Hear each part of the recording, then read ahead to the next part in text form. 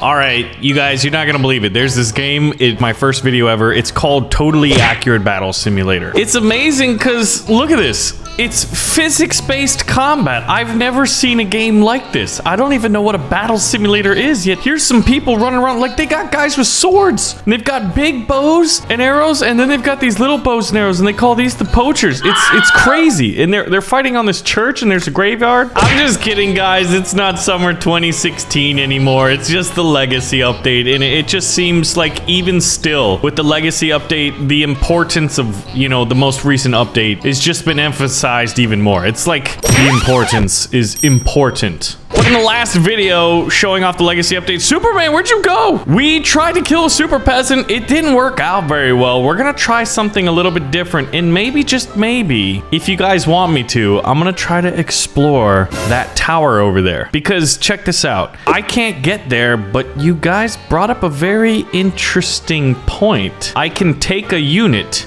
control it, and walk over there. I feel like there's got to be an Easter egg or a secret of some kind. But while the super peasant is considered the best unit, there's still the dark peasant, which costs just as much. And when you put him in, matrix numbers start jumping, right? But he's got an interesting thing.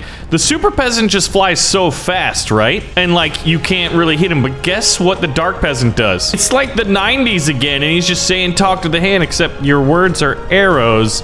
And his hands are weird little Michael Jackson Mario gloves that are dark in color, and they literally just stop everything. And then he shoots out these weird death rays. It's like sea urchin explosions, but the sea urchins are made of spirits. Nothing is making sense, and honestly, this unit doesn't make any sense to me. I just know he's devious. People think he's evil, but what if he's just misunderstood? Seems like a nice enough guy. Everyone's attacking him, and he's just stopping it. Why can't we be friends? But we're gonna try to kill him. I mean, why not, right, guys? But as is per usual, after a new update, we've gotta make progress in the campaign. I mean, don't tell anybody. We never finished the Wild West campaign. But this map is called Pharaoh of Poison. I bet you he probably had one of the shortest lifespans of all the pharaohs, which isn't very good. Now, I'm still not entirely sure what the pharaoh does, other than he probably enjoys cheeseburgers as much as I do, judging by that Guttimus Maximus. So if we can use anything to kill poison darts, $3,500. I would use poachers 100%. Oftentimes, you guys, I just feel like,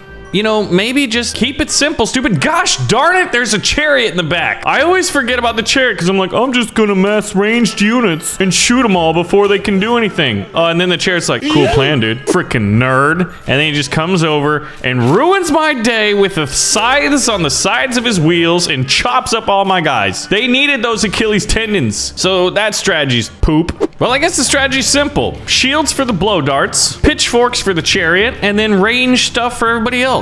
We've got a few of the new Western gunslingers here, and they can literally rain down an incredible amount of weaponry. So that's what we're hoping to do here. The Pharaoh's already down, so Mr. Pharaoh of Poison, you've been defeated. Now the key here is for this chariot not to kill... Oh gosh, it was about this time that guy realized he was the luckiest man on this world. Guys.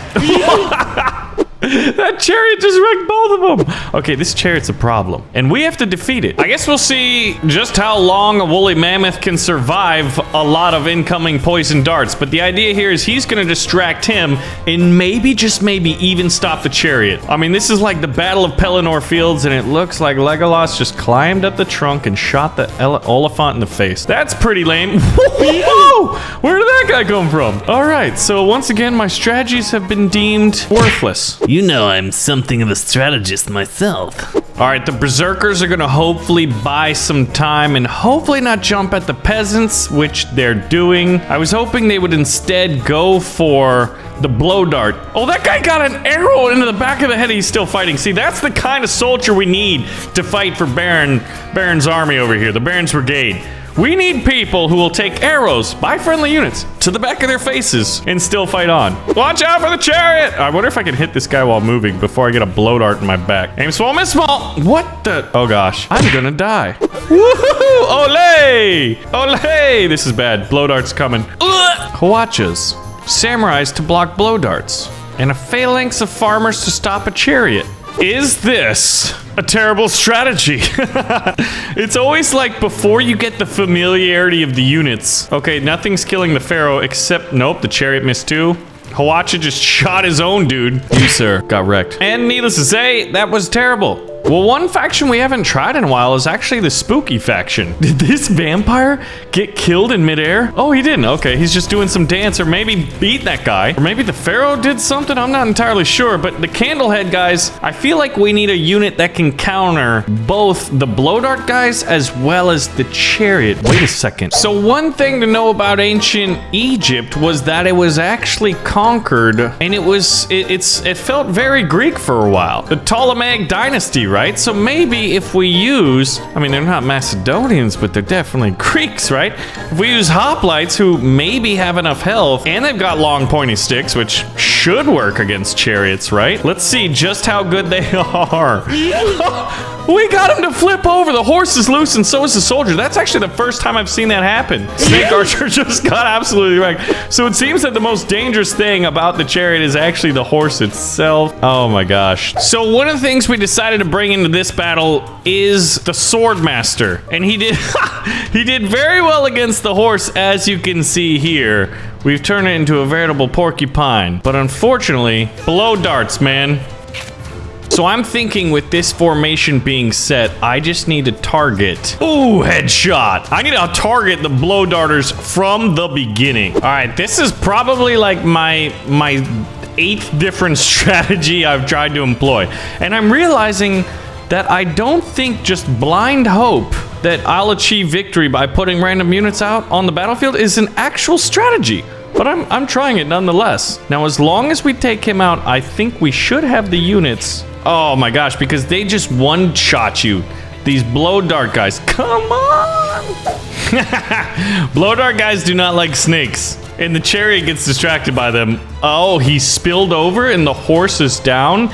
Is this just the sheer luck that we need? If that horse cannot get up, and he can get eaten by snakes just like everybody else's. Oh my god, it's a horse versus a snake. PETA will be very upset to see this. It almost worked. I am barely still alive. If that blow dart guy dies, oh my god. What? Oh, that's me. I was like, who is screaming behind me? So now all I have to do is just snake this horse. And I'm not entirely sure what that sentence means. It's the only thing I can do. The horse needs like an emergency release, you know, in order to get out from under the chariot, I think. I achieved victory. That's called brilliant strategy and or next. Or maybe just a little bit of luck. Hopefully the later missions aren't going to be as insane. So I've got $1,000 and this one's called Flag and Banners. Now, this is strange because there's a wizard holding position, or there's a flag bearer holding position, but then the wizards say to move? This is weird. I'm gonna try to shoot them. Yeah, what happens if they tell you to move and stand still? I think what we need to do is kill the wizards from distance. Oh, there, uh-oh. Okay, so that's what you need. I think I could beat this with one unit, but I have to control it myself. So, nobody else on the battlefield, just me. We have to kill the wizard first. Fire! Wow, that wizard just took a musket ball, which is like, what, 55 caliber to the chest. Hey, uh-oh. This guy's attacking. You're dead. I guess I could also hit the other one to make sure he doesn't ambush me while I'm reloading. What? Oh, he's attacking. Okay, this is bad. Oh, man. Fire! All right, brilliant. Now, I'm not sure what the blast radius of a wizard is, but I know I shouldn't get much closer than this. Now, do headshots get magnified or multiplied? Oh, no. Oh, no. Oh, no! Ah! Oh my gosh, that's what it's like being an extra in Lord of the Rings. Maybe I need a more powerful weapon. A ballista. That should do it. All right, aim for that, dude. I love how it just makes them disappear. Fire! All right, so now all we gotta do is hope this kills a wizard in one shot. Otherwise, he'll definitely be outside of the holding circle. Yes! Oh, Gandalf the Grey and Gandalf the White getting taken out right here. And the last unit for all the marbles Oh my gosh, okay. So we decided to do this very interesting thing called use our brains. The wizard behind the wall. Now, I think just for fun, when you see a giant spear, you're like, I definitely shouldn't charge that with horses. But that's exactly what I want to do. This is a terrible idea, and you can see why. Only one horse actually made it through that giant wall, and everybody else is destroyed. So the best way to kill dudes with long sticks is make them walk across a big field and shoot them. Oh god, they've got the speedy boys. I think they're gonna get here and we're gonna die. Fire! Fire everything! Okay, so that didn't work too well. See, I swear, I bet we could beat all of these missions using only the poacher.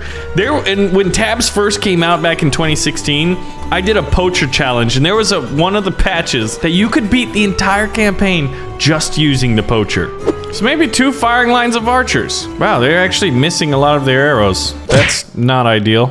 Well, how about a testudo? Testudo versus phalanx is usually one of those just epic clashes. Now, they also have a wizard, so I feel like that's a little bit cheating in a way. But I want to see just how good these big old spears do against shields. Our spears are a little bit shorter, but we bottled them up. I need a crowd control unit, I think, in order to do this. But you know what? Oh god, yeah, like if we could have just catapulted there. And look at all these guys. They dropped their sticks, but they're still charging. Somebody shoot the wizard. I told you to take his staff. I'm gonna retreat, guys. You hold the line. He's slapping us. Fire! Right in the nuts. Is the wizard alive? Oh god, he is. This is bad. I don't expect to survive this. I used to something arrow in the knee. You knew where the joke was going. The finest wheat in the South Farthing. Let's see if this catapult can get at least one shot off that's just epic. If so, I think we have a very, very good chance.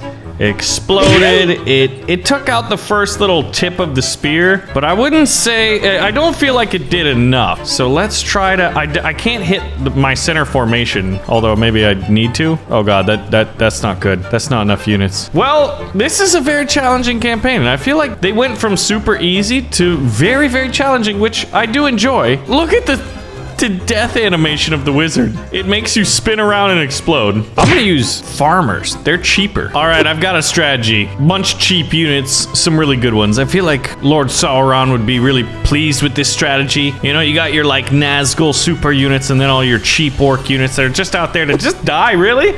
Because you're just looking to conquer Middle-earth. Because I feel like the Sword Wrath can put up a pretty decent fight here, so long as one of them can destroy Gandalf the Wizard.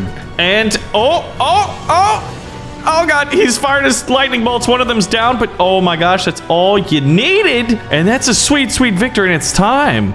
Once you win the big battle in Lord of the Rings, it's time to go on the adventure, right? That's kind of how the flow of the series works. We're going to Barad-dûr. What we need to do then is we need to go to the sandbox, and this is how we start the epic adventure. Okay, so what I'm gonna do is I'm gonna put a few medieval priests on one side, the healers. A lot of D, and they'll just sit over there and heal themselves. And who do I want? I'm gonna use the jouster just because if he's on a horse, and I've never first person this one before, he should get over there faster. Let us go and explore the tower and see what is inside of the mysterious tower. Okay, no invisible walls. Whoa, there's definitely some dark magic afoot. The trees aren't even trees. They're floating green hats, and they don't have any stalks. It's funny how the trees are like so low quality, and then there's this just gorgeous tower. Okay, horse, chill. Chill, horse! Horse! No! Oh! Okay, that's a problem. We need a different unit that won't die. Mr. Frodo, if I take one more step, I'll be the furthest from home I've ever been. So it's only appropriate that we take the Hobbit. It's a giant tower. Maybe we're taking him to Isengard. So here's a question. As we almost get to the conclusion here, should I play the Henry Stickmin series of games? I love Stickmin games, stick figures, and it's a story-driven one. I feel like it's kind of cool. We've done Stick War Legacy, and we've done Stick War Castle Defense. Okay, so there doesn't appear... I can't even get in there. And look at that. I'm definitely small enough to. Some weird invisible wall. Is there like some ritual I have to conduct? Or is just this tower just inaccessible? See, because look, I go to free cam, I can't get up there anymore. Very interesting. So what is in the tower? Honestly, I'm led to believe there's nothing there. In the old tabs maps, there used to be tons of Easter eggs, and this one had an incredible amount of secret units, which is very cool. But it seems for now, we still don't have the Chicken Man or the Chicken Man. We don't know what's in the church. Judging by the graphics of it, I'm not sure if anything is in there. There's so many undiscovered places and so many mysteries still left in tabs. It's like, if you had to get, like, what are the 5 unsolved mysteries of tabs? Let me know. Anyway, if you guys want to see more Totally Accurate Battle Simulator, let me know. Thank you for watching, and I'll see you in the next video. I'm just gonna leave these guys here to do their thing.